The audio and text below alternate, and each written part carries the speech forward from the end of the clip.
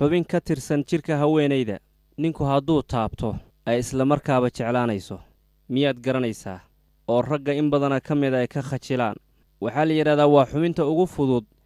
ee lagu kasbado haweenaydu inay ku jeclaato walow ninkaasba xoolo iyuusa haysan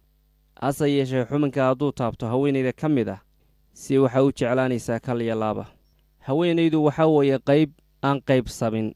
xaaladaha dhammaan oo ka mid ah mujtamaca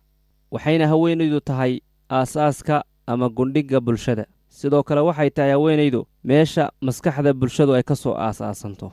waxayna ka mid tahay haweenaydu makhluuqaadka kuwa ugu fadli badan oo ugu wanaagsan taariikhda soo socotay adduunyada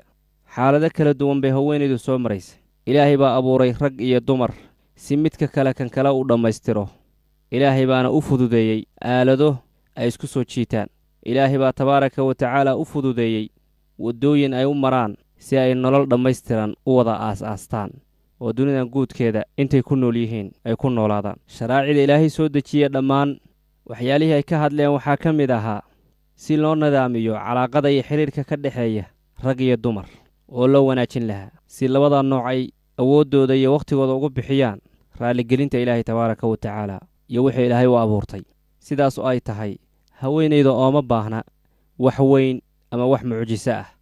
ama hadal la isku dardaray oo la qurxiyey oo laakiin gudihiisa uu eber yahay si ninku u fahmo nin yahow kaama rabta haweenaydu hadalla waaweyn aad isku xirtid iyo mucjisooyin inaad u keentid iyo hadalla la qurxiyey laakiin uurka ka maran inaad u keentid si ay kuu fahanto haweenaydu intaa kaama rabto hadallada noocaasa iyo dhaqanka noocaasa kaa dooni mayso adugu laakiin waxaa is leedahay waxaad la timaadaa falsafo iyo erayo laysku xirxiray si aad u fahantid tilmaamaha haweenayda oo aad u soo jiidatid taasi kaama rabto waxaweyn kaa rabto waxa weeye caqli fakeraya inaad yeelatid qalbi wax garanayana inaad yeelatid wacyi aragti dheer lehna inaad yeelatid intaasunbay kaa doonaysaa waxaase isweydiin mudan xubinka ugu weyn ama ugu badan ee haweenayda aad ku soo jiidan kartid wuxuu noqon karaa oo ay noqonayso in haweenaydaas inay nafteeda kuu dhiibto waxaa weeye xubinkaas qalbigeeda ninku hadduu taabto haweenayda qalbigeeda ou gaaro haweenaydaas isla markiibay jeclaanaysaa marka qalbigeeda si xaqiiqo ah haddaad u soo taabatid haweenayda way ku jeclaanaysaa walow xoolo yaada haysane waxayna noqonaysaa mid kaa daba dhacda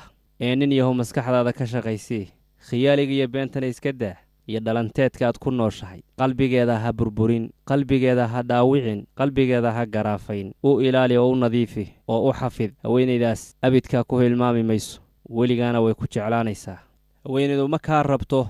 inaad u dejisid hadallo aad isku aad-aadisay oo ayada aad doonaysa inaad ku gaadid ama geeraarro iyo erayo kale inaad isku soo duudid oo aad u qaadid haweenayda si ay kuu jeclaato intaa kaa dooni mayso haweenayda waxay doonaysaa nin qalbigeeda soo taabta iyo caatifadeeda iyo dareemayaasheeda kadib waxay dareemaysaa inaad adigu noqon doontid qalbigeeda waxaa ka soo burqanaya kii fahmi lahaa tusaale oo kale haweenaydaada nin yahow waxaad u noqotaa mid dhegaysta oo weliba si wanaagsan u dhegaysta oo dhegta u raariciya weliba hadalkeedana ihtimaam iyo muhiimad siiya walow hadday doonaysaba ha ka sheekayso arrimo adiga agtaada aan muhiim ahayn hadday doonaysaba arrintaa ha ka sheekaysee dhegta u raarici si wanaagsanna u dhegayso ha ka sheekaysa hadday rabto waxaan adiga qiimo kula lahayn laakiin ayada qiimeeya qalbigeeda marka waxaad gaaraysaa inay ku jeclaato si deg deg ah